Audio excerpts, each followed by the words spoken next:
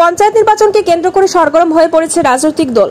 দলীয় প্রার্থীর পক্ষে জনমত আদায় করতে ময়দানে ঝাঁপিয়ে পড়েছে সবকটি রাজনৈতিক নেতৃত্বরা।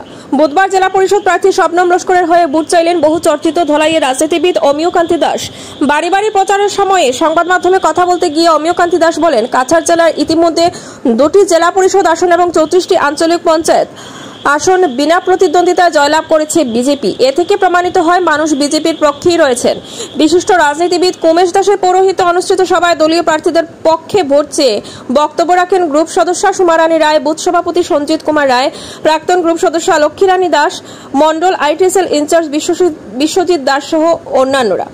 এদিন সভা শেষে প্রায় 3 শতাধিক পুরুষ মহিলা সিঙ্গুয়া লালছড়া এলাকার মানুষের বাড়ি বাড়ি গিয়ে বিজেপির প্রচার অভিযান চালান। বর্তমান সরকারের সময়ে জনসাধারণের হিতে গ্রহণ করা বিভিন্ন প্রকল্পের কথা, কেন্দ্র ও রাজ্যে বিজেপি নেতৃত্বাধীন সরকার চলাকালীন পঞ্চায়েত প্রতিনিধিরা যদি একই সরকারের হয় তাহলে উন্নয়নের জোয়ার বইবে বলে তারা মত ব্যক্ত করেন।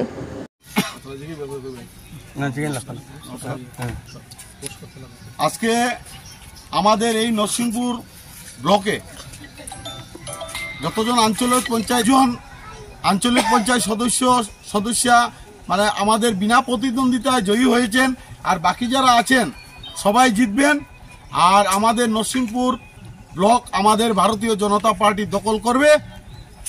কিছুদিনের অপেক্ষা মাত্র, সবাই দেখতে পারবেন। নমস্কার।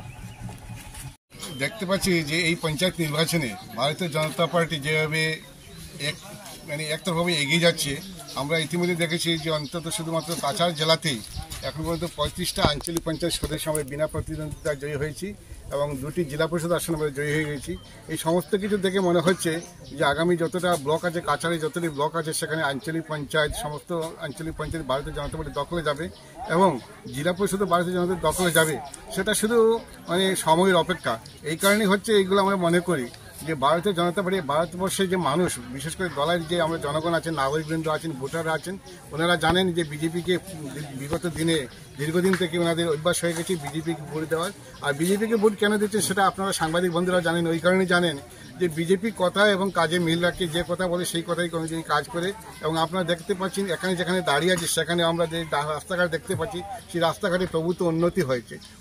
এই কারণে হয়েছে যে বিজেপি সরকার ছিল বলে, বিজেপি বিধায়ক ছিলেন বলে, বিজেপির সাংসদ ছিলেন বলে হয়েছে।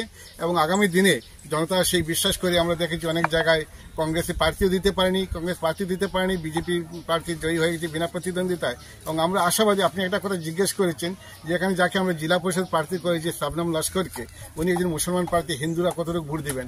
হিন্দুরা সেই কারণে ভোট দেবেন যে এখানে একজন বিজেপি প্রার্থী হিসেবে ভোট দেবেন, এবং বিজেপি প্রার্থী হিসেবে ভোট দেবেন ওই কারণেই আমার পাশে দাঁড়িয়েছেন আমার আঞ্চলিক পঞ্চায়েত সদস্য পদপ্রার্থী শ্রী প্রভাত বৈষ্ণব শেরাতুল জিপি থেকে। প্রভাত বৈষ্ণব যতটা ভোট পাবেন, শবনমও ততটা ভোট পাবেন। এবং শুধু এখানে এই জিপি নয়, পার্শ্ববর্তী জিপিতেও বিজেপির অন্যান্য প্রার্থী যেরকম ভোট পাবেন, শবনমও সেরকম পাবেন। কারণ এখানে জাতপাতের হচ্ছে না, নির্বাচন হচ্ছে না, এখানে নির্বাচন হচ্ছে উন্নয়ন নির্বাচন। এবং আমি আশাবাদী যে শবনমও বিপুল ভোটে এখান থেকে জয়লাভ করবে।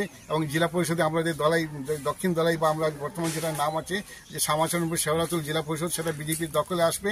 এবং আমাদের এখানে পাশে যিনি দাঁড়িয়ে আছেন আঞ্চলিক সদস্য পদপ্রার্থী আমাদের প্রভাত বৈষ্ণব, উনি দীর্ঘদিনের যোদ্ধা, বিজেপির দুর্দিনে উনি ছিলেন। এবং শবনমের বাবা, উনিও বিজেপির সঙ্গে দীর্ঘদিন থেকে জড়িত আছেন।